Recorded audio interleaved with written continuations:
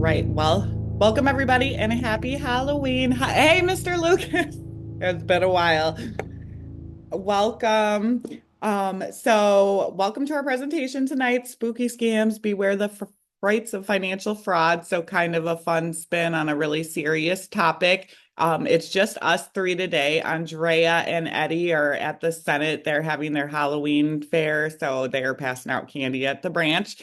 So tonight, it's Milton will help with the introductions, and then he'll hand it over to Kim. All right. Thank you so much, Carrie. And again, as always, we want to thank you all for making time and being with us on another exciting topic on a weekly Wednesday webinar. So as everyone can see, it's spooky scams. So be aware of the fright of financial fraud. And as Carrie alluded to, our official MC, Mr. Eddie, he's in the Senate this early evening, passing out candy to their Senate staffers and their kids, along with Andreas. So they will both are going to be they're going to be missed, but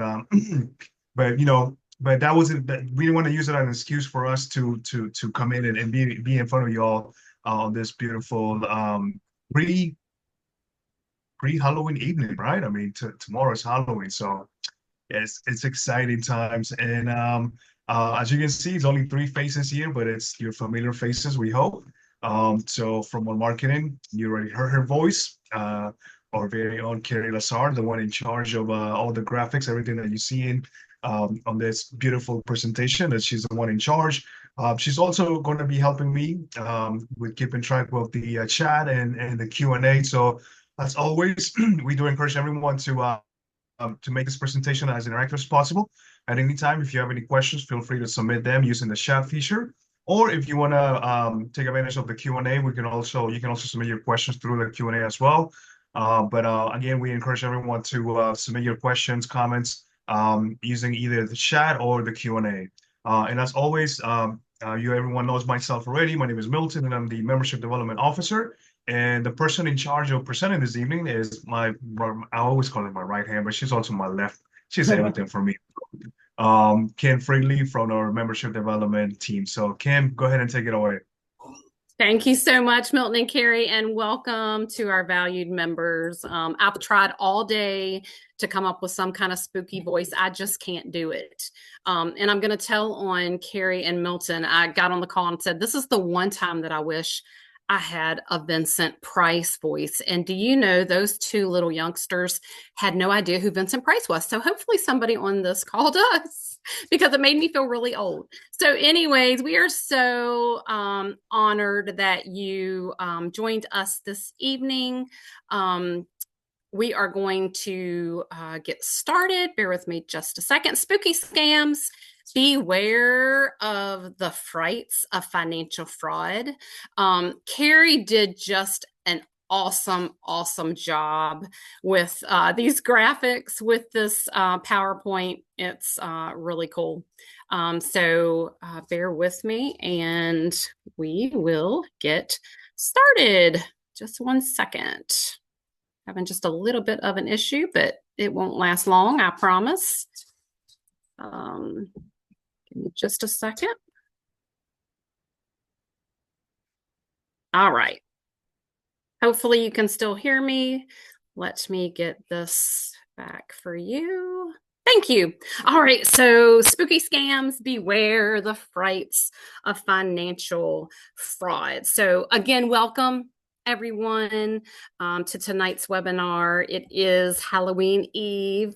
And since tomorrow's Halloween, we thought we would have some fun with you guys while I'm also tackling a very serious issue, which is financial fraud. So you're going to see a lot of spooky things in these graphics, but keep in mind, even though we're going to venture through a haunted house, most haunted house, everything is fake, not real, but these scams actually are. So keep that in mind.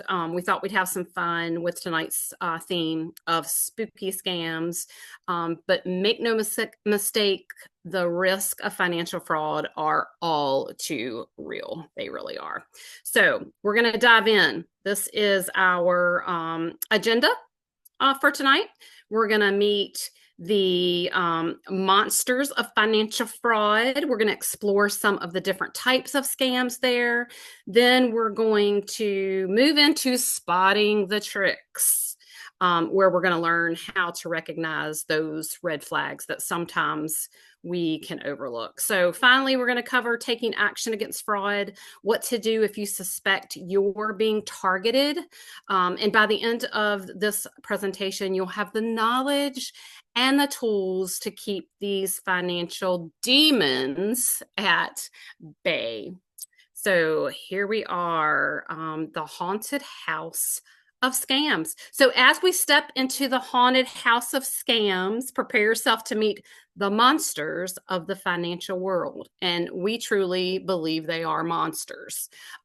Just like any haunted house, these scams may be hiding in plain sight. They typically do, wearing really friendly disguises to lure you in. Each scam we're going to uncover today, this evening, has its own unique tricks to literally deceive you, intimidate you, or simply vanish with your hard-earned money. That's the last thing we want to happen to you. So, but don't worry, we're going to guide you through each room, pointing out the danger signs. And remember, this haunted house is real. These things actually take place, actually happen. We're going to teach you how to protect yourself from these scams. So from phantom emails to vampire phone calls, we're going to identify the most common threats. And by the end, you're going to be armed with the tools to make it through unscathed. So phantom phishers, we're going to take a look at our first monster. It's actually the phantom phishers. And these scammers, they are the sneakiest ghosts lurking in your inbox. They really are. They pretend to be from trusted sources, sites that you trust, sites that you've actually interacted with in the past. And they may look like emails even from your credit union. A favorite retailer, even a friend or a family member. They truly go to extremes to lure you in and make you think it is actually the real site. But don't be fooled. These phishers want you to click on their link and unknowingly open the door to your sensitive information. That is something we don't ever want to happen. The trick here is subtle. With just one click, you could be giving them access to your login details, your financial information, even your identity. So they thrive. They truly thrive on urgency and fear, making their messages look urgent. They make them look time sensitive. They're going to want you to react, and they're going to want you to react quickly.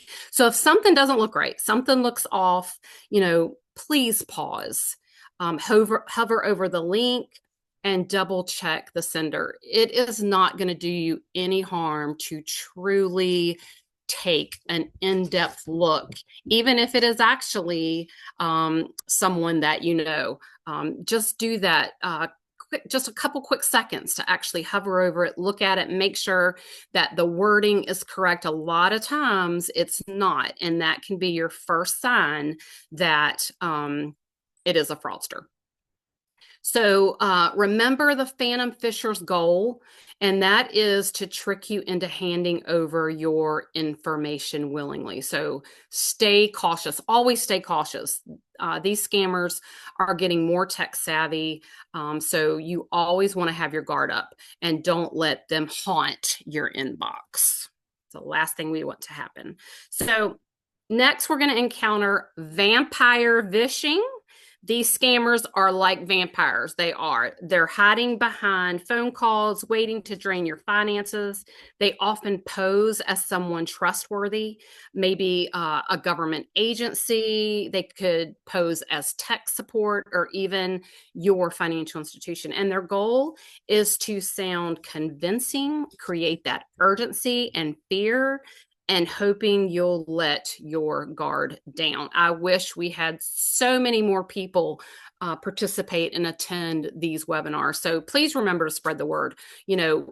people don't know what they don't know. And these webinars can certainly help people to protect their money, their identity, all sorts of things. You know, these vampire vishers, they might ask for personal details or even demand payments over the phone. A lot of times they target the elderly who are lonely. You know, remember that reputable organizations are never going to pressure you. They're never going to create a sense of urgency. They're never going to ask for sensitive information this way. So if you receive, you know, an unexpected call like this, don't be afraid to hang up and call the organization directly to confirm. More than likely, they're gonna tell you that was not us. So protect yourself and don't be these vampires. Don't let them sink their fangs into your bank account. We would never want that to happen to you. So next, we're going to talk about zombie debt collectors. So just like zombies rising from the grave, these scammers try to revive old, sometimes completely fake debts to scare you into paying. Especially if you know that, you know, you pay all your bills on time, all the time, you have a good credit score, and the last thing you would ever want is for something to be in a collections status. They may use threats, they may try to intimidate you. Their main goal is for you to panic and hand over your money. Without any question. So if you get a call about an unfamiliar debt, please don't let fear take over. Always verify the debt with the original creditor before making any payments. Zombie debt collectors rely on the element of surprise and pressure. They use those tactics. So just stay calm, take a deep breath, double check before acting. Always double check. And remember, not every debt that rises from the dead is real.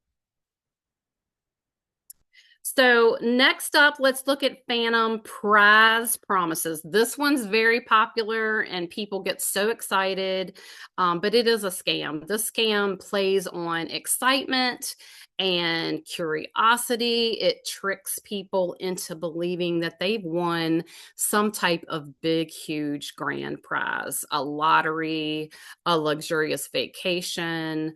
The catch: they'll ask you to pay a fee upfront or provide personal information to claim your prize. If you win something, you shouldn't have to pay anything at all, nothing, and you never should have to give them any identifying information. So if someone calls you and says you won, that means you won, and you're just going to go pick it up. If they want you to pay something for you to be able to win that, hang up the phone and hang it up quick.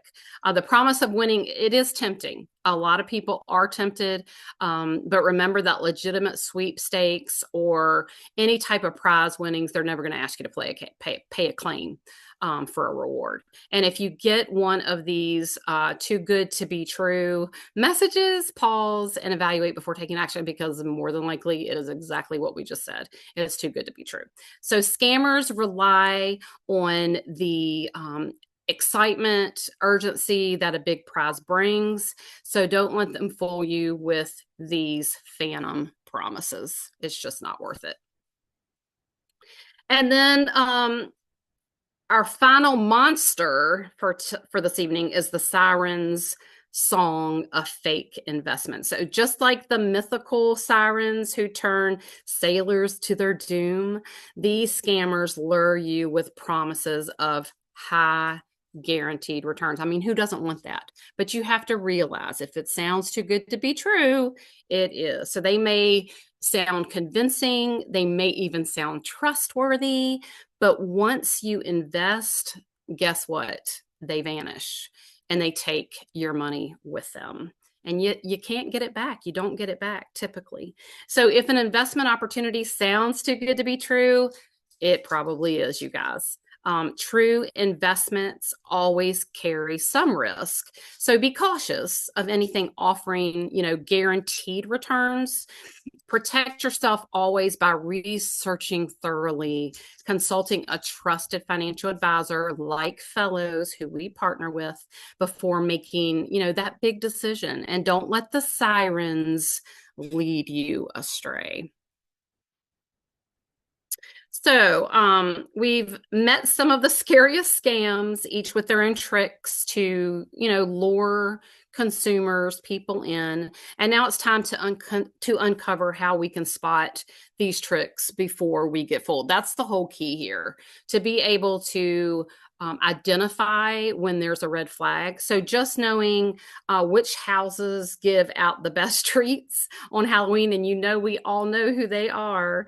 Learning to recognize fraud signals can help us avoid the scams and keep safety intact. Let's start. We're going to look at these creepy clues. These are telltale signs that a message might be more than a trick than it is a treat. First, beware of unfamiliar links or attachments. So scammers will, believe it or not, often hide malicious links in emails and messages to steal your information or install malware. Next, watch for strange requests for personal info. We've already talked about that. Legitimate companies, reputable companies, rarely, almost never ask for sensitive details, especially by email or text. So if you're asked to confirm your account out of the blue, it is more than likely a trap. Don't fall into it. And finally, be cautious of those unsolicited messages from unknown senders. If you didn't request it, if you didn't request information, be wary. It could be a scammer reaching out with really bad intentions. And then by spotting these clues, you can avoid, getting tricked into a financial fright. So what about ghostly URLs? So now we're going to talk about ghostly URLs, those spooky web addresses that scammers use in order to disguise their traps to get you to fall for them. Just like a ghost in disguise, these URLs may actually look real when you first glance at them, but there are a few ways that you can spot the actual trick. So you're going to check the URL itself. If it is spelled correctly, sometimes a single letter is off and can lead to a fake website. Look for the HTTPS at the beginning of the web address. The S stands for security. It means the site is encrypted. It's safer to use. If you don't see that S in HTTPS, that site might not be secure. So the next thing you want to do is look closely at the domain name. Scammers often use similar looking domains, hoping that you're not going to notice, that you're just going to react and just click away without really paying attention. And how many times do we do that? We actually, it's very human nature to do that. So for instance, instead of .com, they might use .net or another unfamiliar extension. And then finally, we talked about this a little bit, hover over the links before clicking. This lets you see where the links actually lead to.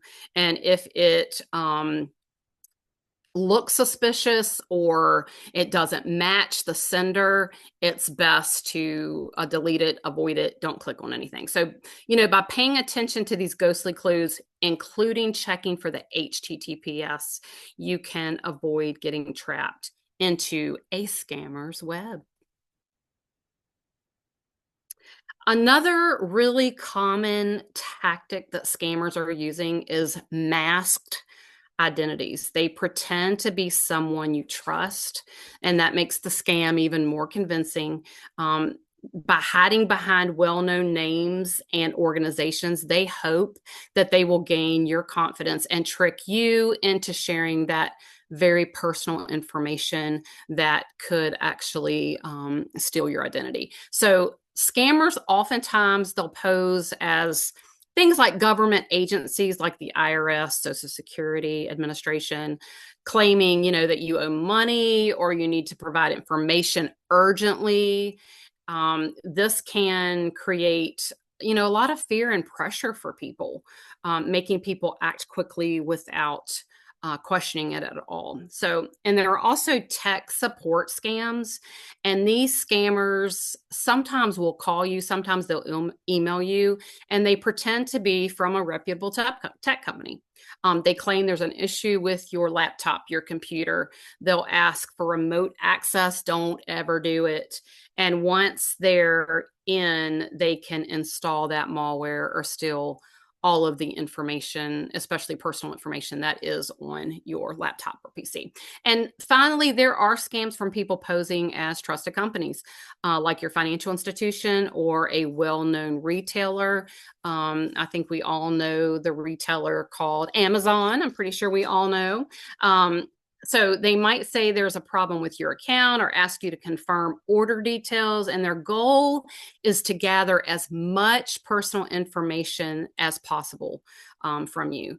And just keep in mind always that legitimate organizations rarely reach out unexpectedly to ask for sensitive information. And if you're ever unsure, don't hesitate to verify the contact directly. That is your best bet with the organization before you actually respond. And, taking a moment to check can save you from falling into that trap and can save you a lot of hard work and a lot of money. And so now we're going to take a closer look and start unmasking the tricks used to trap unsuspecting victims. In this next section, we're going to look at some examples of fraudulent messages, some websites, other scams. By breaking down each example, we're going to learn to identify those red flags that sometimes we wouldn't think to look for and recognize the telltale signs of fraud. And this way you can confidently spot scams before they catch you off guard. You are empowering yourself with this knowledge. So let's move forward. We're going to start revealing the tricks behind these frightening scams. And they really, truly are frightening. Here's a classic example of a social media phishing email. This is disguised to scare you into taking action quickly, like we said earlier. It pretends to be from Facebook, warning that someone logged into your account. They use urgent language to make you feel worried about your account security.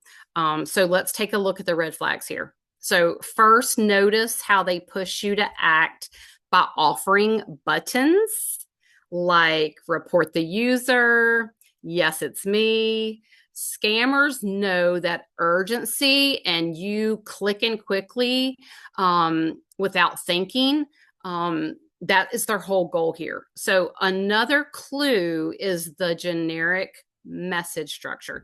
It doesn't include specific information about you or your account, which legitimate companies usually include. It just says someone logged into your Facebook account on Saturday, 21 May 2022, using Google Pixel 4a. We just wanted to make sure it was you. If you don't think this was you, please report this so we can keep your account safe. And they want you to click, click, click.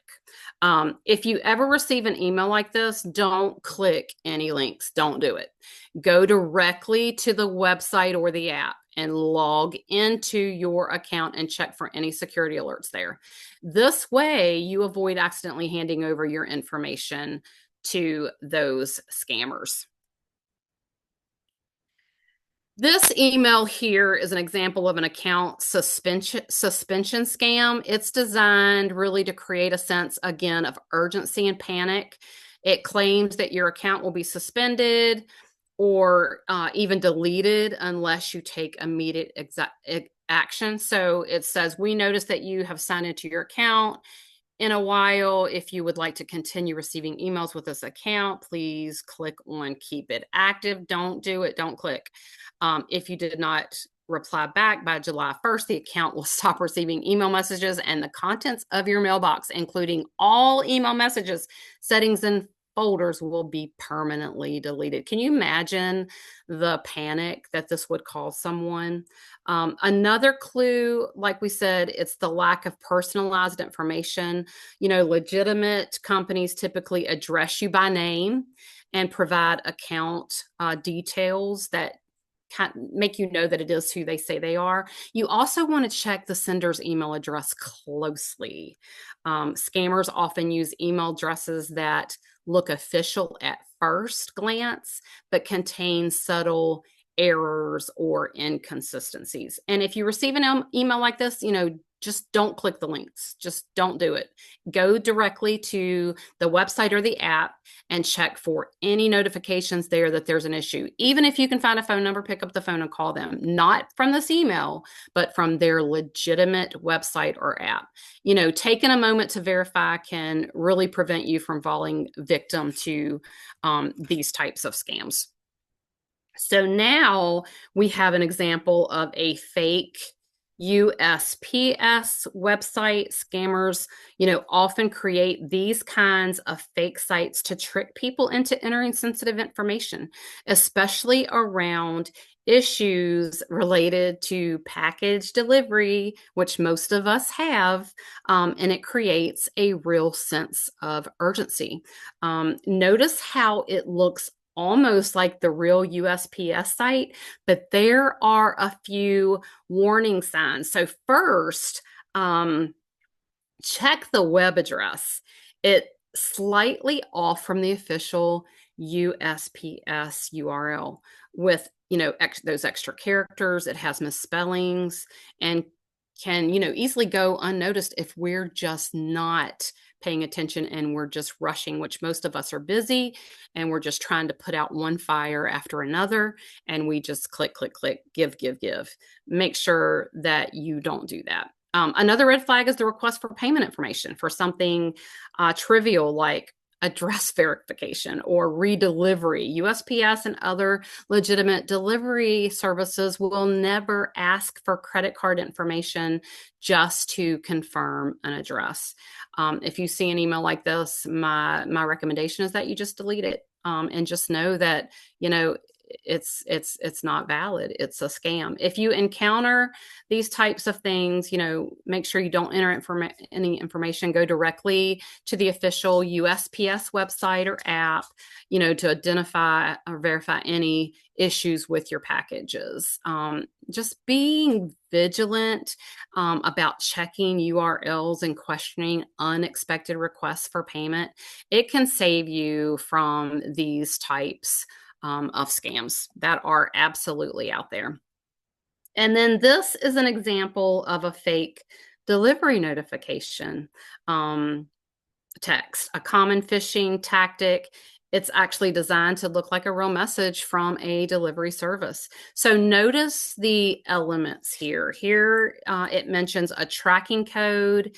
It asks the recipient to set delivery preferences by clicking a link. Don't do it.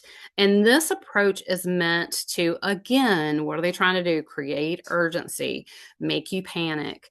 After all, who wouldn't want to make sure their package gets delivered safely? We are approaching the holiday season where everyone will be ordering things online, getting delivery packages. We want to ensure that you are all prepared. You see these red flags, you see these warning signs, and you don't fall prey to it. The biggest red flag here is actually the link. Legitimate companies like FedEx, they're never going to send a shortened or unfamiliar URL. They're just not going to do it. Instead of clicking, a safer approach is, again, to go directly to the site, the FedEx site or app, and check for updates for your package. If you ever receive a text like this, be really, really cautious, avoid clicking on any unknown links, especially if they come out of the blue. And a lot of times, I hate to say this is how good these fraudsters are. You're going to get them the next day after you actually ordered something. That happens. And then you think for sure, oh yeah, this has to do with what I ordered yesterday. And typically it doesn't. And, remember, it's better to double check through the official channels than to risk your security.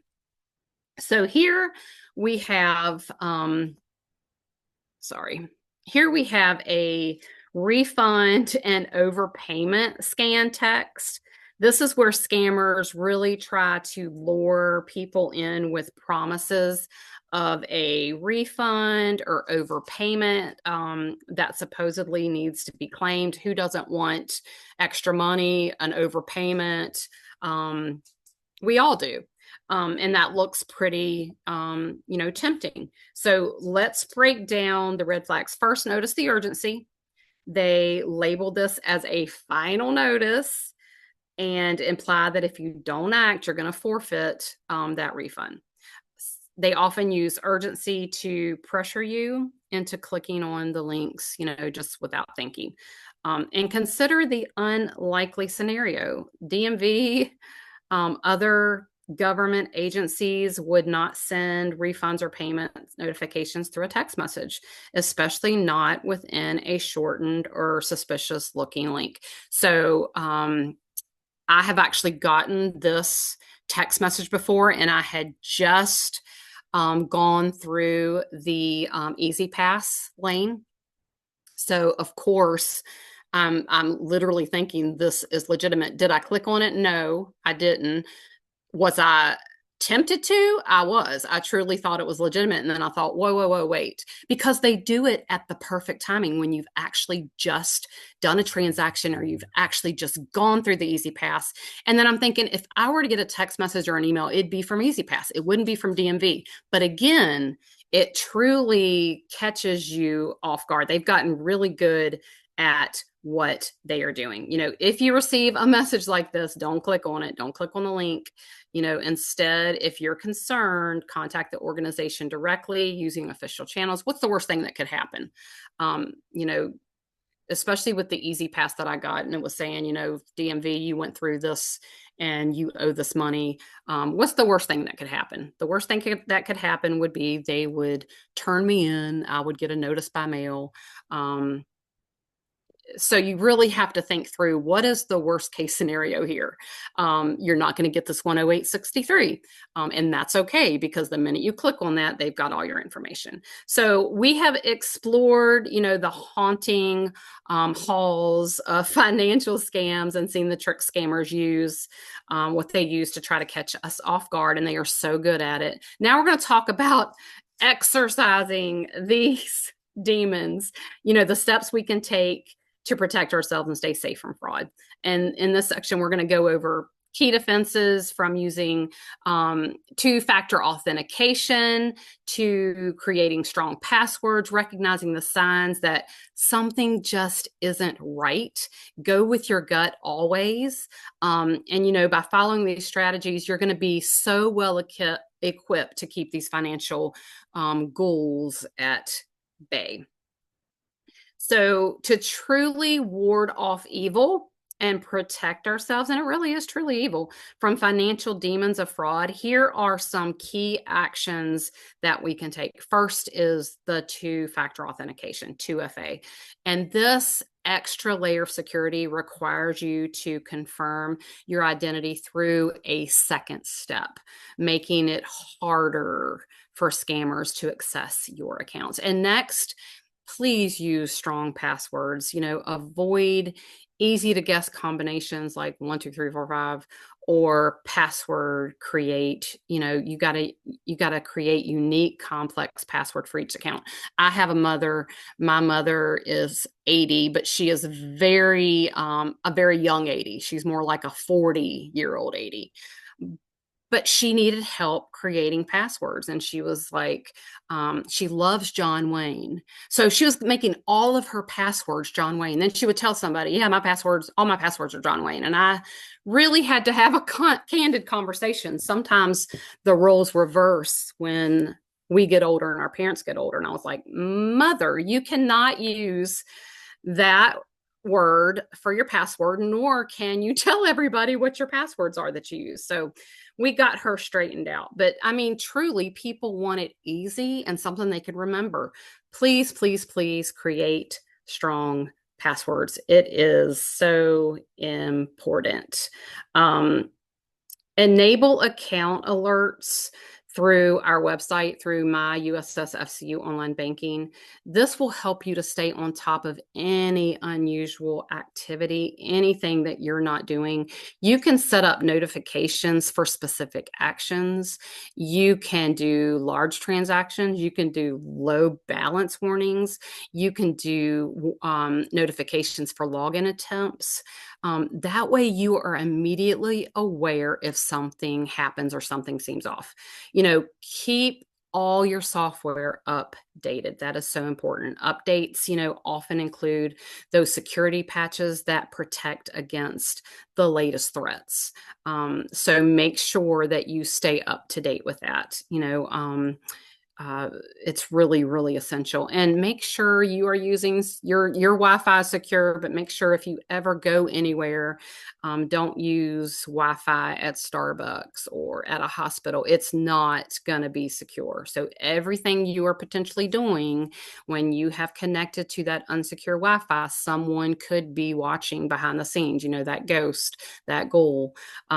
Always use password protected networks, especially when handling sensitive information. Most of us have our financial institution apps on our phones. Some of us have even more sensitive information like socials, things like that. So public Wi-Fi, please, hotels, do not use it.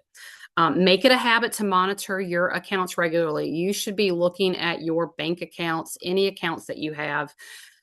I do it probably 10 times a day, but again, I'm in this field, but at least pull it up once a day, if not twice a day. Just make a habit once in the morning, once before you go to bed.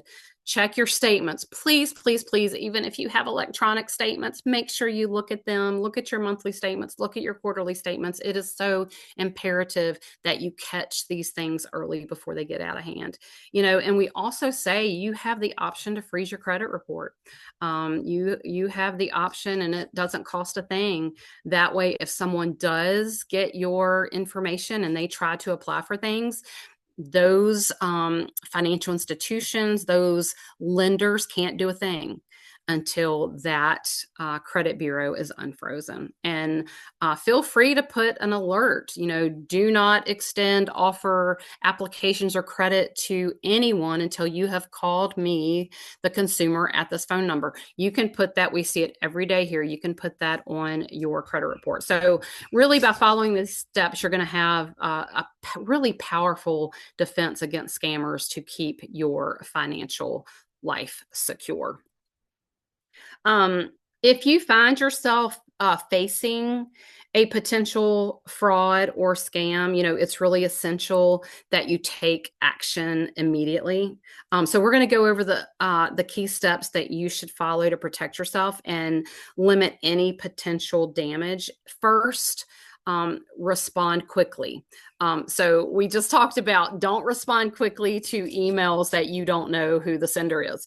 Now we're talking about if you feel you've been targeted or you have become a victim of fraud, you're going to want to respond quickly. Time is critical in these situations. So don't delay in taking action. Some people just immediately have so much fear and anxiety that they just want to put it out of their mind. They want to forget all about it, out of mind. So make sure that you respond quickly. The faster you react, really, the better your chances of preventing anything further to happen. Next, you're going to want to notify always your financial institutions. Contact your bank or credit union like us to report any suspicious activity on your accounts. This can help. We can help you to secure your accounts and guide you or any further actions that may need. If you want to put a password on your account at the account level, meaning if you were to call in or come in, we would have to ask you that password before we move forward. That is something you are welcome to do here at the credit union. We even highly suggest it, recommend it. Then you are going to file a police report. Don't be afraid to do this. This is what they are there for. Having an official report is important for the documentation, especially if any fraud has occurred. This report can also assist in further or future investigations. And then finally, you definitely want to report the incident to the FTC, to the Federal Trade Commission. any scams, fraud to track so that they can combat these crimes. You can report it through their website, which helps them take really broader action against fraudsters. So, by following these steps, you are really taking the control back. You're taking control of the situation. You're helping to safeguard yourself and potentially others from similar scams. And we truly want you to stay protected and vigilant. We wish you all a very happy Halloween. And I am Kim Fridley, Membership Development Analyst, and you met Milton in the beginning, and we are here for you anytime. Our phone number is there. You can always choose option 7. You can say my name, you can say Milton's name, and we are happy to discuss any of this with you. So hope that was fun, you guys. I'm sorry I don't have a spooky voice or couldn't come up with Vincent Price's voice before this webinar, but it was fun. I enjoyed it. So thank you all. Thank you, Kim. That was a great presentation, and I love it. Well, first of all, credits to our very own Carrie Lazar for putting this together. This was wonderful. I love it, love it, love it. Thank you, thank you, thank you, thank you. And Carrie, I believe we have a lot of I see multiple questions, comments in there. Do you wanna read some of those, or I can read them as well if you want? I can read them. I could at least do some of the ones from the chat. Can you, Milton or Kim, can you elaborate a little on the difference between phishing and vishing?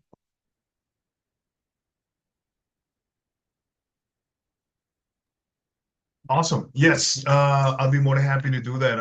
And I think, if I'm not mistaken, you might have addressed that already in the chat. But in essence, it's very similar. It's just that there's different techniques that the fraudster or the criminal it's implementing. And in essence, when you think of phishing, think of the emails, right? All the digital content that you get in your inbox. So if anyone is sending you an email, and they want you to click on them, and perhaps it has some funky links or attachments. That's what it's considered phishing. Now, vishing on the other end, this is more on the once you start getting into your phone number, right? Into your phone, whether you might be getting some calls or perhaps even text messages. So that is what the difference between phishing and vishing. And all it sounds very familiar, but there are different techniques. One is through emails, and the other one is through your phone. So that's the difference between the two of them. Again, their intent is the same.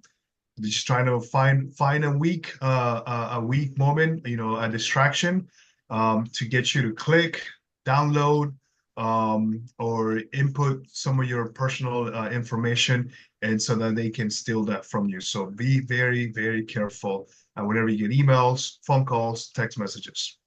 Thank you, Carrie. Next question. My in-laws are both retired and travel out of the country 3 to 4 times per year.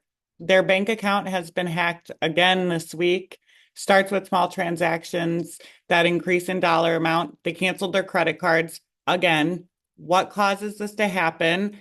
What can they do to protect themselves against this?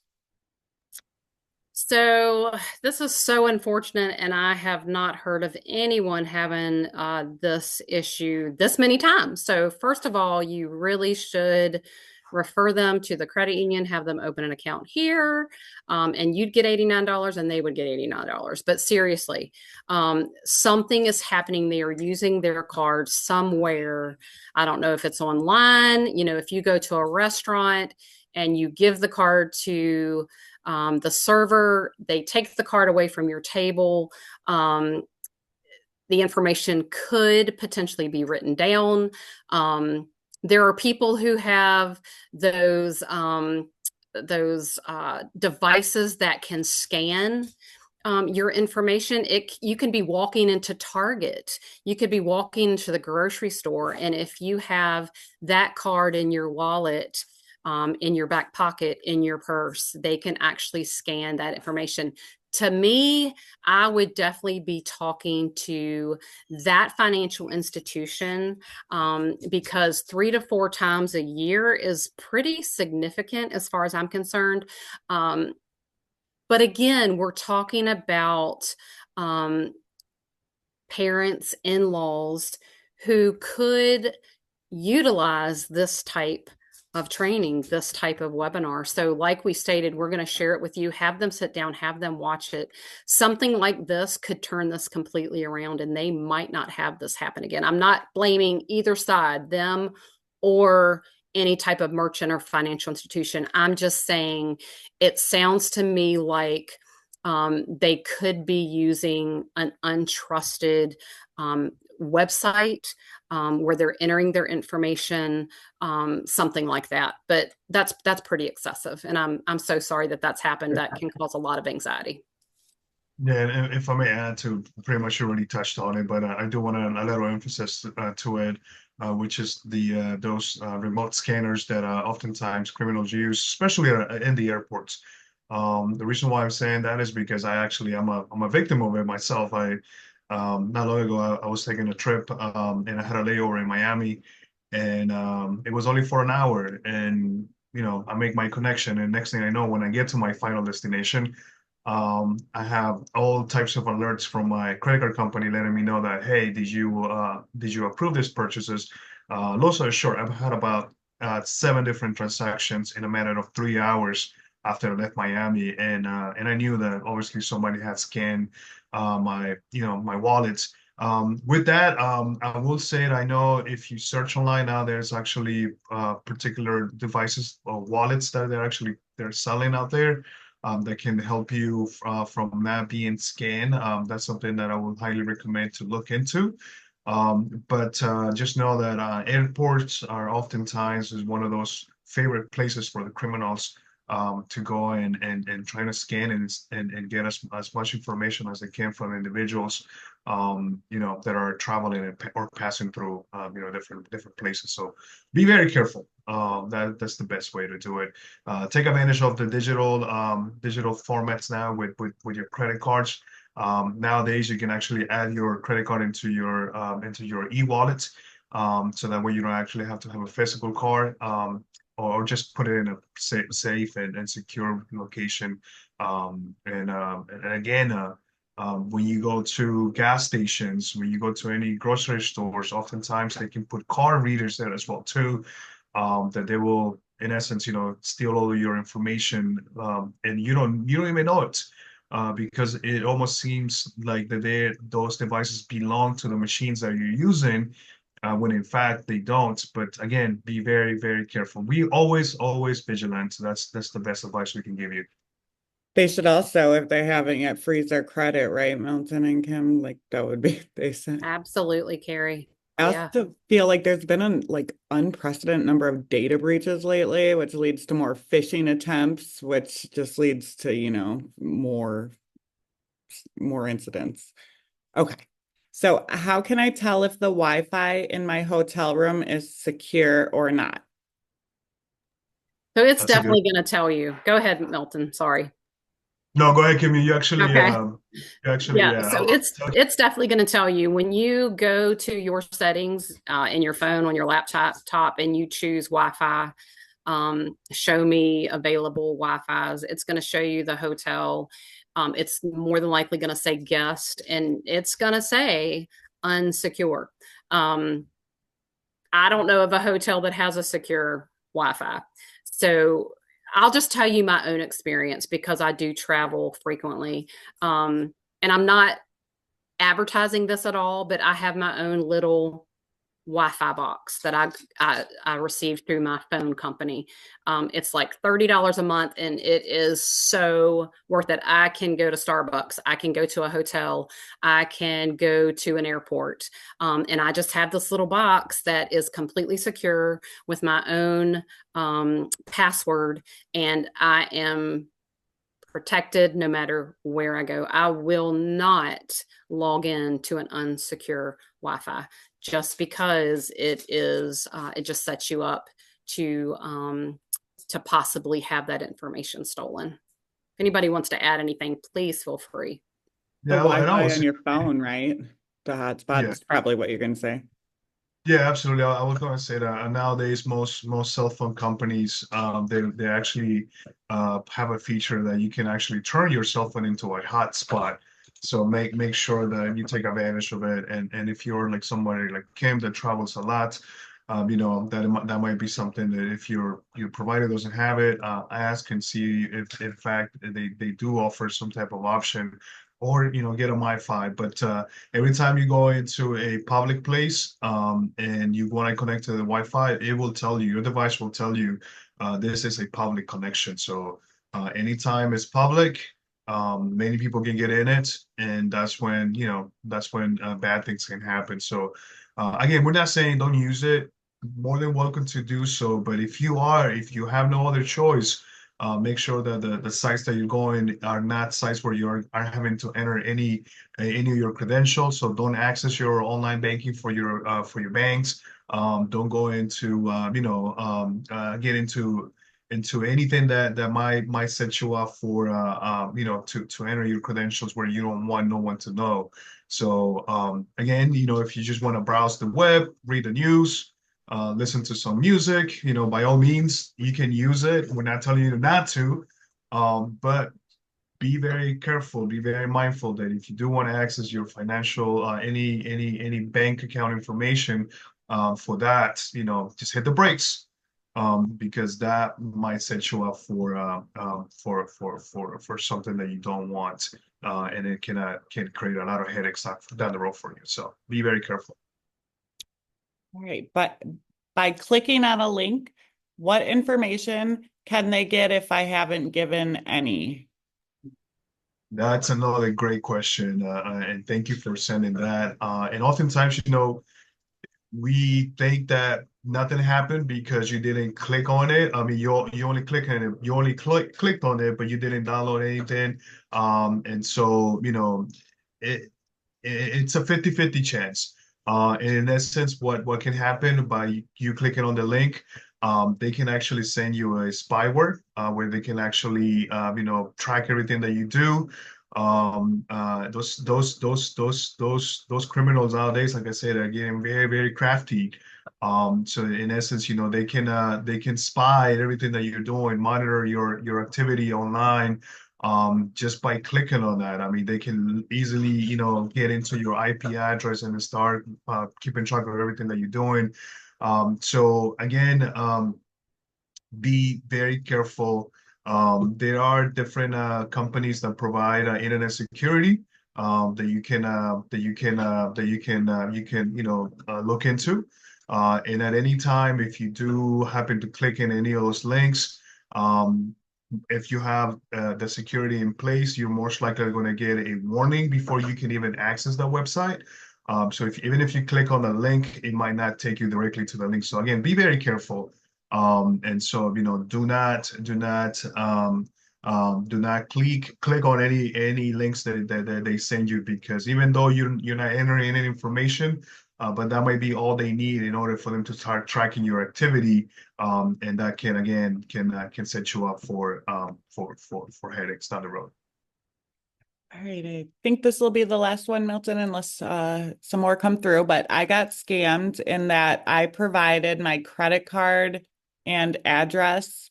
I immediately canceled the card and put a hold on issuing credit. What can they still do with the info I gave them? I'm happy to take this one. So, not much. If you only gave them that credit card information and you immediately called that financial institution, called the 800 number on the back of the card, and you blocked that card, there's nothing else they can do with that card number. So that financial institution is going to issue you a new card number that they are not going to have access to. So as long as you didn't give them any other, anybody can look up your name and typically get your address. As long as you did not give them any, non-published personal information like social, date of birth, you should be fine. So, Kim, what happens though with the your account number? Say you accidentally gave your credit union account number out, Oh, that's a and totally different story. So, because our routing number is public knowledge, you can go to our website right now and get our routing number. But if you have given someone your credit union account number in error, you're going to want to call us, call your financial institution. This is going to be a pretty highly sensitive, time sensitive situation where you're going to want us to close down that account, freeze any money that's in there, and get you a brand new account number, credit union account opened. well, that is all the questions. Or let me make sure. Oh, I got one more. What about the phishing question that says pay in crypto, or we will divulge your search history? Oh, those That's are one of the scariest, or your photos or something. So yes, yes, that is one of the ones we have seen lately, and unfortunately, some people are falling for it. And so in essence, they just want to put fear. They just want to insert fear. They're going to tell you that they have compromising, history that they're going to share, make public, share with all your contacts, or, upload videos, photos. I mean, you name it. Um, the simple, the simple and best thing to do is just delete it, report that as a spam, and ignore it. Don't do anything to it. Trust me, they're just trying to insert fear to you, and they just want you to, fall for it. So again, those if you get those emails, most likely they're going to be in your junk email. If you have a good browser or a good email server. But if for some reason it makes it to your inbox again, just delete them. No need to worry about those. And again, oftentimes those are the tactics that they're using nowadays. They just want to insert fear. I know that you might have seen it on the news where some celebrities' information has been exposed, photos or videos and things like that. But those are very, very, very tactical. So, but if you're just like a regular person like us, there's no need for us to be concerned on that one. So again, just delete those emails. Don't pay attention to them. They will want you to send them money via crypto or buy gift cards. Perhaps go to Western Union and send money through there. Don't do it. Just don't do it. he also mentioned that they show your house in the email attachment, like a picture of your house, which, if I'm reading, understanding right, that maybe they find, homeowner, all that information's available online, but it really takes some, Yeah. diligence on their part to put that social engineering together. He says he's not worried. I feel like he should be, I would be worried. Yeah, but no, again, it just it seems to me that perhaps your email has been compromised, that your email has been sold on the dark web. And obviously, the criminals are trying to find a loophole to make insert fear to yourself.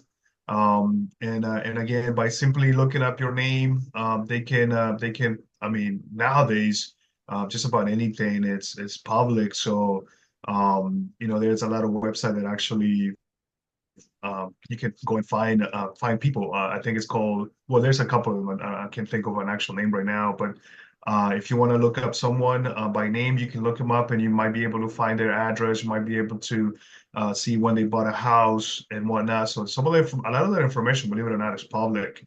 And so that might be how they might be able to obtain that. But again, don't fall into it. Just ignore those emails.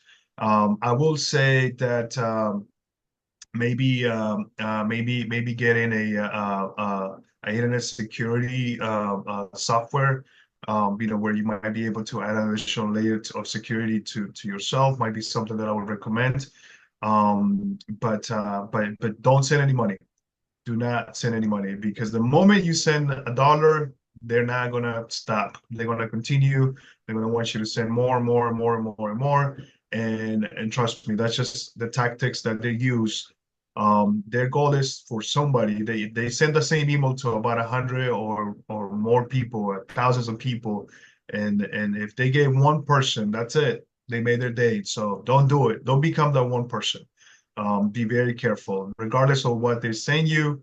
Now, if you seem that if it's getting a little more personal, if they're actually sending you actual things, then I would say it is contact the local authorities, because you might want to involve the internet crime prevention team, and you can even actually file a claim with the FBI as well too. So if that's something that is getting more out of hand, I would definitely say contact the local authorities, but do not, I repeat, do not send the money, because you are going to be, in a whole lot of mess, because they find a weak spot. So be very careful.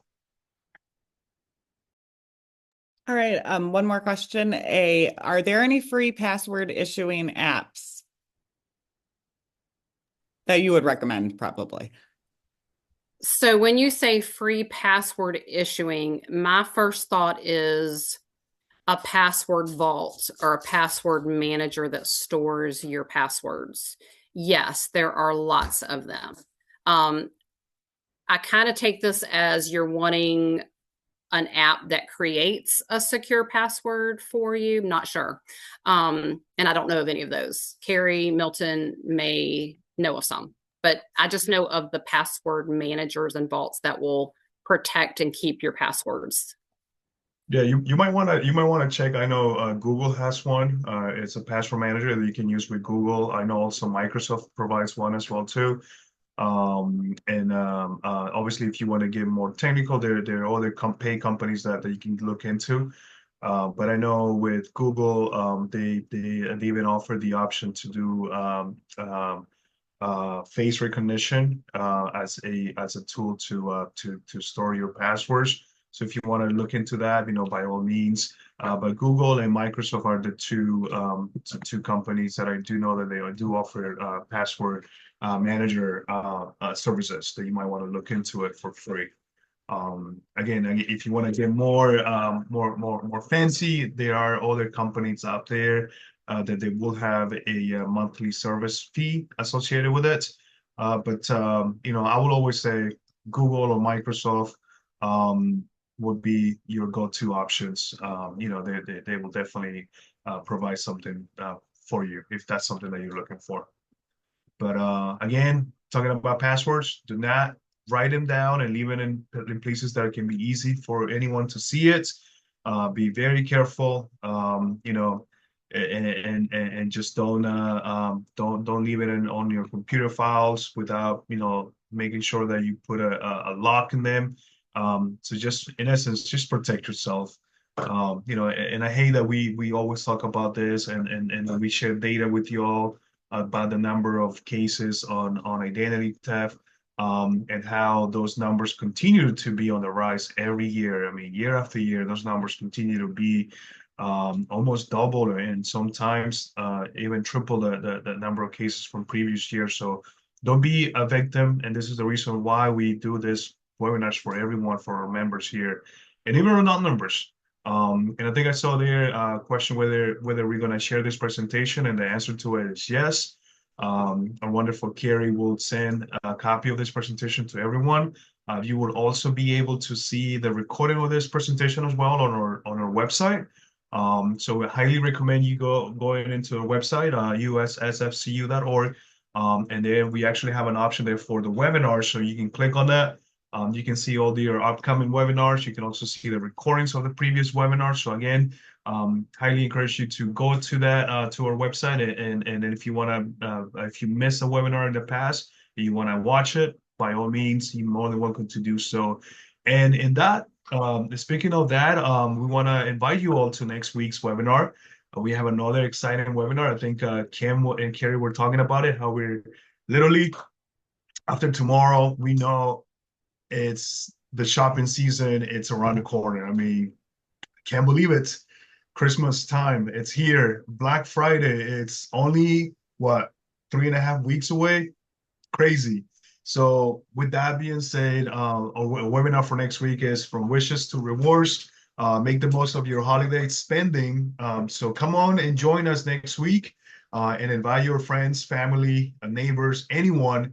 And let me repeat this. And I'm sorry that I'm sounding a little funky today. I'm getting over a call that I got from my 4-year-old. So I do apologize about that. Maybe I should have done the scary voice, Kim. But you don't That's have to great. be you don't have to be a member to be in this webinars. This is open to the public. This is open to everyone. So please, please, please, spread the word. Help us, share the message with everyone. All the information here that you see, as you can see, it is very helpful. More than one person can use it, and help him, avoid to become a victim of any of this spooky crimes that are going on nowadays. So, Kim, Carrie, any final words? Don't use the password John Wayne. Don't be like my mother. Happy Halloween, everybody. Thanks for joining us.